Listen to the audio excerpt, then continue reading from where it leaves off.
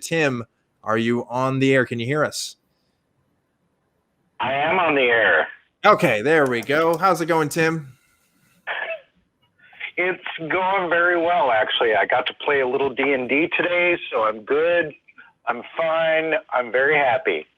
Yes, I know that's good because we're talking about Satanism, and I've heard those things go hand in hand. Raul would probably disagree. By the way, I'm getting away with wearing T-shirts because I'm at home. Usually, I'm dressed nice for the show, but I am wearing the most satanic shirt I own.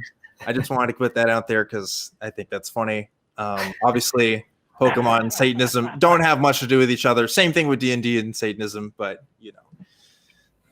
Well, according to the church, yes, D&D leads you straight into Satanism, which is basically the focus of my call. Is that I relate so much to Satanism. I mean, I've got the 7 fundamental tenets right in front of my face right now, and I've looked at them several times, and they are so much the way I think as an atheistic druid who was once a fundamentalist Pentecostal Christian and grew up in the Mormon church. So, yeah, that's cool. I don't Tymm, you've called into the show before, and you use a lot of labels for yourself, which is interesting. I feel like I always learn a new label that you use for yourself every time you call in. But I agree with you in the sense that, like, even you can still use all those labels for yourself and still relate to Satanism and still kind of tack that on. And there's no incongruity there. I think the religions that you and I probably grew up with would say, no, you have to, you're a Christian first before anything else. Like, that's your identity. That is who you are. And all this other stuff is of the world. You can't do that. I think as we're talking about Satanism here, it's a little bit more flexible in how you kind of use that in conjunction. Yeah. So there's definitely flexibility. I want to hear Raul's take on what I just said. Yeah. I mean, there's definitely some flexibility in terms of how you apply it, but you also have to be careful that, there's a lot of groups and people out there who try to recast it and try to kind of spin it into their own thing that may not be related to Satanism. You mentioned, I don't know about the 7 whatever, but if you go to churchofsatan.com, you'll see that the fundamentals are there. The satanic sins, the statements, rules of the earth. Like I said, there are all these groups that pop up all the time, and they try to take things of Satanism and kind of reapply it to something that's more fitting to like a kind of mainstream society, because they have their own kind of goals that they want to achieve. So you want to just stick to the source, I think, and see if that's a good reflection of who you are. Right. And like the tenets that I'm looking at, the very first tenet is one should strive to act with compassion and empathy toward all creatures in accordance with reason. And to me, isn't that exactly what Jesus is attributed to saying? He's the Sermon on the Mount,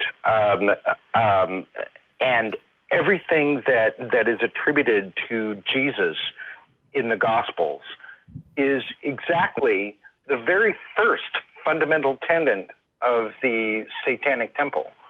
And when I look at all 7 of them, I'm thinking, oh my God, this is completely humanistic viewpoint that actually points toward how to live life peacefully. And it's amazing to me that the Christian church thinks that the Satanic Temple or the satanic worshipers or whatever are evil. When you look at them, when you look at these 7 basic tenets, and it is all humanism from 1 to 7, right down the line.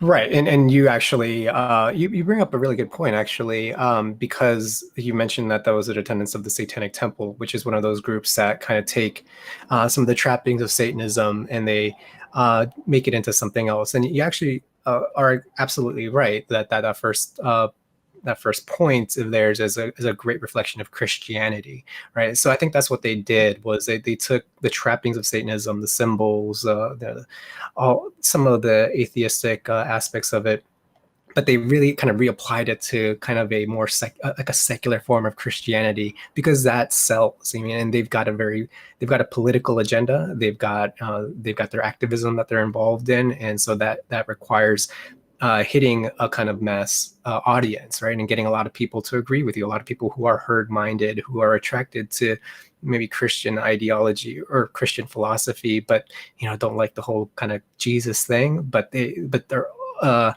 they're all for like the teachings of Jesus, so they'll be attracted to something like what you pointed out. But that has nothing to do with the Church of Satan or the way Satanism has been defined for, since the founding of the organization. So it's actually the polar opposite, I would say, and you demonstrate that really well with that first point. It's that is actually much more akin to Christianity or kind of Buddhism, but a secularized form of that than anything satanic. But hey, if that works for you, that's great. I mean, what about the third tenet that says that one's body is inviolable, subject to one's own will alone, which again is also humanistic? My body is mine. If I want to smoke, I want to fucking have a cigarette, and I'm going to smoke. It's my body. And if I'm not blowing my cigarette into your face, then it should be my thing. I should be okay. You should be okay with me wanting to smoke my cigarette. And because my body is one that you cannot touch. Right. Yes. Again, that's not part of how I define Satanism or Satanism the way I see it. It's not actually. It's not. I wouldn't say that has anything much to do with Satanism per se. I think that was actually created in order to fulfill a political agenda. That group is involved in several activist political campaigns, so they actually have changed their agenda like that. It depends on the political aim at the time. Over the years, they've kind of shifted certain things here and there. They used to think that they actually believed in an actual devil and they worshiped the literal devil because that served a political goal. There was a political requirement for and that kind of theistic worldview. But then when they realized they didn't need that anymore for their political agenda, they switched it over to something atheistic because that kind of that pivot really helped achieve inroads in the atheist community and the humanist community. So they kind of rearranged some of their statements and things like that to kind of fit that. And then when they started other campaigns, they added certain things to their agenda that, to their religion that kind of helped make inroads on that campaign. But anyway, if that works for you, if that stuff is what you're into, good luck to you. I'm not trying to change anyone's mind really, but I'm just going to continue representing Satanism, as it was founded and as it was established. And I think it will continue to attract certain rare individuals as opposed to having to kind of wipe itself to achieve a mass audience. Yeah. Well, Tymm, thanks so much. Tymm, I want to go ahead and go to our next caller here, but thanks so much for calling in and asking these great questions and stuff. And thanks for sharing some of your experiences. I'm looking forward to hearing from you again next time you call in and hearing another label for you, man, because it's all about the labels. I hear so much. So thanks again, Tymm.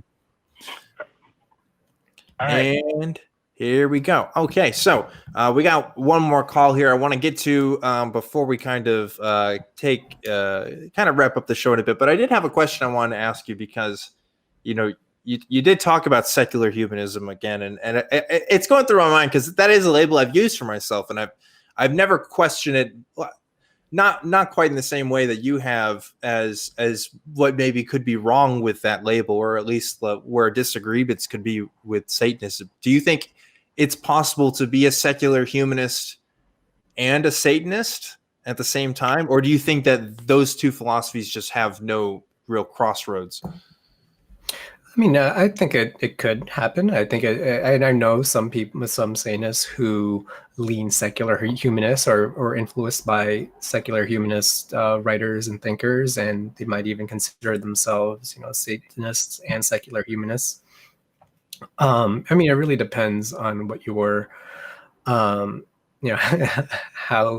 how misanthropic and pessimistic you are, and I have my days. I have days where I'm a little more optimistic about things, and I have a more cheery outlook on humanity, and other days not so much. So, but I think it also depends on your definition of secular humanism. I know that's a whole separate kind of conversation. There's Sure.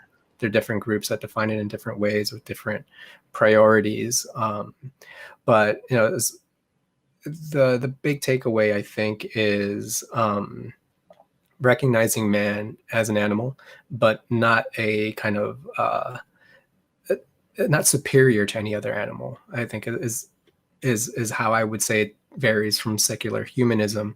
But I know secular humanists that wouldn't make that a big part of their kind of their worldview, of their philosophy. They wouldn't even consider that to be a thing. They're just mostly concerned with having a scientific worldview and a scientific framing of morality and things like that, which in that sense it would have that overlap with Satanism in some ways.